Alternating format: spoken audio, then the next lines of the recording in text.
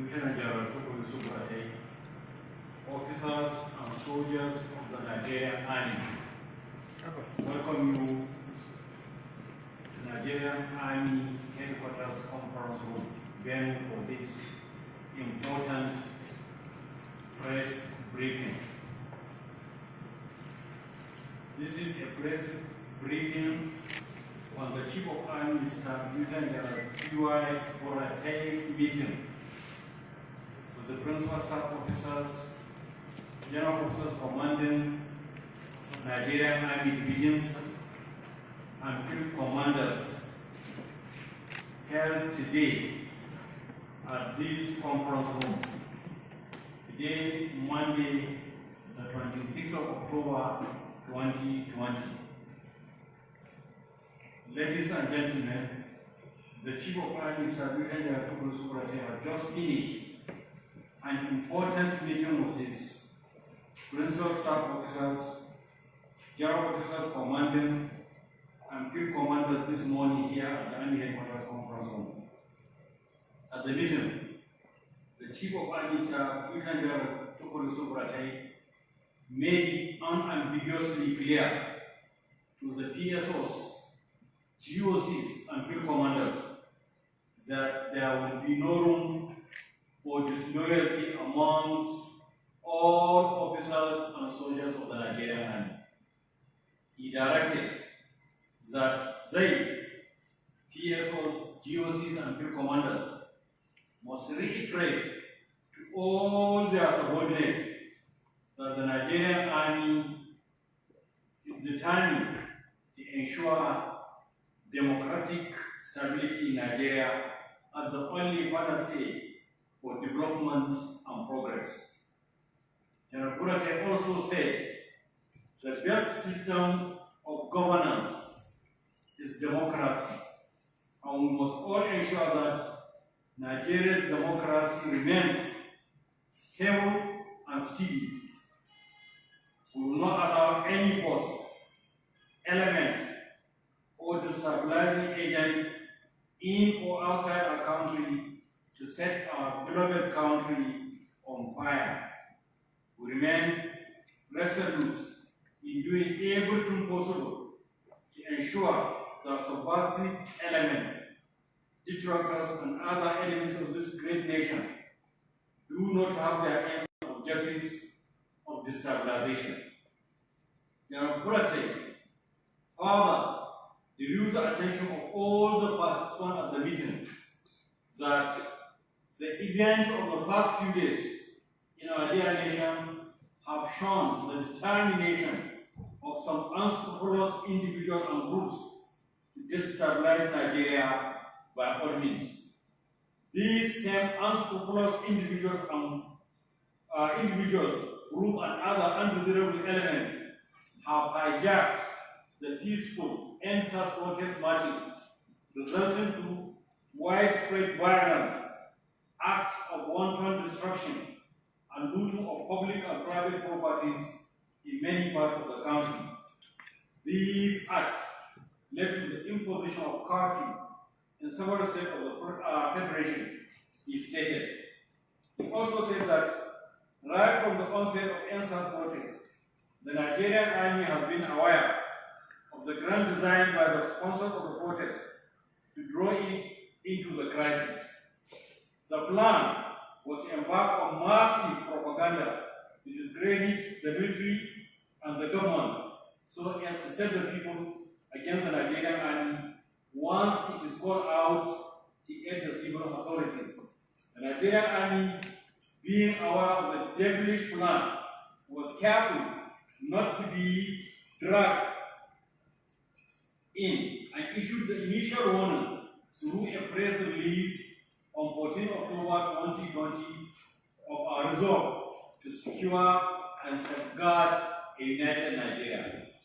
Now the detractors, alongside their local and international collaborators, have mischievously and deliberately misrepresented troops' effort to ensure compliance with the curfew imposed by legitimate civil authorities in Lagos and other states.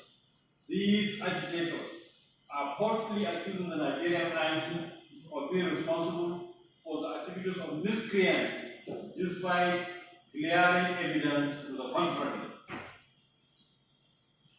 They have continually threatened to report the Nigerian Army to International Criminal Court and also threatened various forms of sanctions against personnel and their families.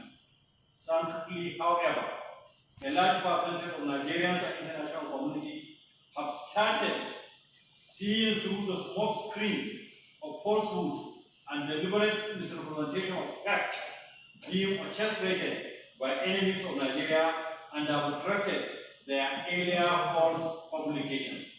The distinguished members of the press, the Chief of Army Staff during the meeting also said, despite all this, the Nigerian Army has continued to exercise restraint, apply all the principles of international security operations, and fully abided by the internationally recognized rules of engagement as contained in our published standard operating procedures for internal security operations, which are derived from the international human rights laws and are in accordance with the international principles guiding the use of force.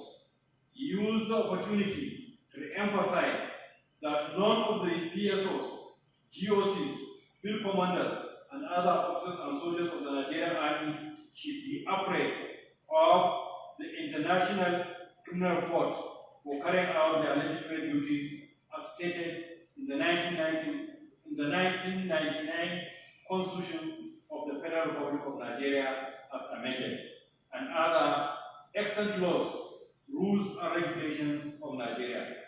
He further added that they have every right under the Constitution to carry out assigned legitimate roles of maintaining law and order in aid of civil authorities and other security agencies.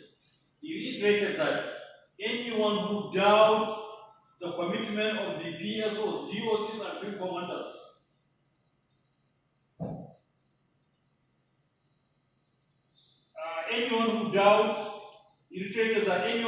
the commitment of the PSO, GOCs, and field commanders in their constitutional responsibilities must be made to know that they remain committed, loyal, and unwavering in ensuring the unity, stability, and the security of our dear country, Nigeria.